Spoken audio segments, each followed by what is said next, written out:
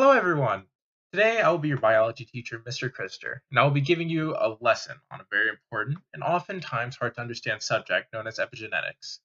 We all know how DNA serves as the template for all of our genes and how genes affect how we look and how our body functions. Epigenetics serves as the study of changes in an organism by changing gene expression instead of DNA. Now, in order to understand this better, we can look at how one fertilized egg cell can become an entire functional human being. The zygote, or fertilized egg cell, divides over and over a long period of time. This division creates certain stem cells that will later divide to create different organs and features throughout our body. But Mr. Krister, I hear you say, how can cells that came from the same zygote develop differently from each other? Well, to that I say, epigenetics. By expressing and suppressing certain genes throughout the stages of development, the features and organs that make up our body separate and perform different functions. The process through which a cell becomes specialized to perform a certain task is known as cell differentiation. It is thanks to cell differentiation that we are born without any excess or misplaced features. Could you imagine feet for hands? It also helps make sure that we have one brain, one heart, and no excess organs that would mess with our system. Now, to better understand the nitty-gritty of epigenetics, we need to take a deeper look at our genes and DNA. We can find DNA packed into chromosomes in the form of chromatin.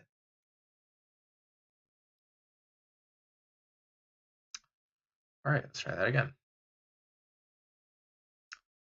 Go back here. This chromatin is comprised of DNA, histone proteins, and non-histone proteins. There are also repeating units in chromatin known as nucleosomes. Sounds like a lot, huh? Let's go with one thing at a time. We said that nucleosomes, along with a bunch of other stuff, are a part of chromatin. In these nucleosomes, there are 146 base pairs of DNA, wrapped around a core of 8 histones. Here's an example. These earbuds will be our DNA, and this paperweight will represent the 8 histone core. Now I understand that it's not like divided into 8 segments, but we're going to pretend it is, even though it's one ball. There's going to be 8 different segments, and it'll be our histone core. There are 4 different types of histones in the core, but they are not imperative to understand right now. What does matter is how tightly these earbuds are wrapped around the histones, because that will determine the rate at which transcription will occur. Now we know that transcription is how we form proteins, but by controlling the rate at which this occurs, and which strands get transcribed, we can control what genes are expressed. There are a couple of different types of chromatin. Euchromatin, where DNA strands are looser, and heterochromatin, where the DNA strands are tighter.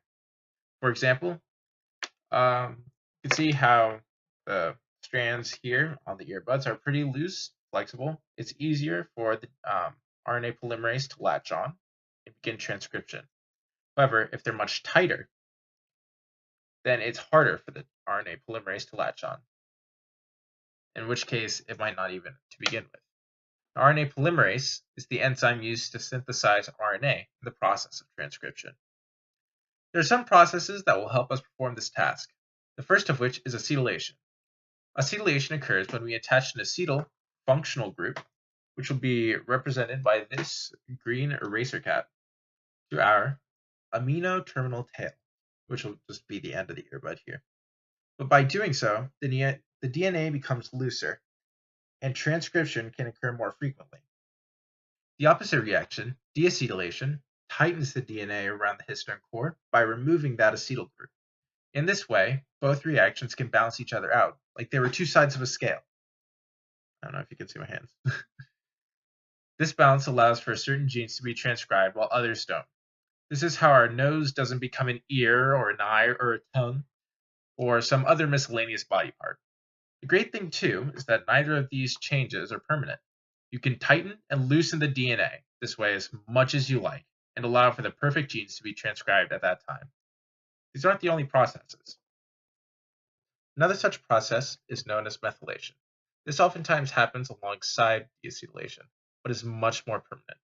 We know that DNA is comprised of adenine, guanine, thymine, and cytosine. We also know how certain ones link up with each other and form the rungs of the ladder. Methylation silences gene expression by attaching a methyl group, which I'll represent with this orange eraser cap, to cytosine at places known as CpG islands. We call them CpG islands because there is a high concentration of cytosine and guanine because they pair up with each other. When this happens, we turn the gene off, so to speak. This makes it so that RNA polymerase can't bind to the DNA, and we effectively nullify it for good. I feel like I may have overloaded you all a bit, so let me go over everything in a summary one last time. RNA polymerase allows for transcription to begin. This will eventually lead to the creation of different genes responsible for our physical makeup. If transcription is altered, so are we. This is where acetylation, deacetylation, and methylation all come into play. Acetylation loosens the strands of DNA, making it easier and possible for transcription to occur. However, deacetylation does exactly the opposite and tightens those strands. These two processes are not permanent and serve as a good balance for gene regulation. However, methylation is permanent, and once that methyl group is attached, the gene is off for good. All of these processes come together and provide the foundation for cell division and create an excellent example of epigenetics at work. We can see an even greater effect of this in queen bees versus worker bees and how their genes are expressed differently, twins, and even the occurrence of schizophrenia. Epigenetics is a very important part of understanding why we are all so different and provides a great explanation for the features of the world. Thank you. Class dismissed.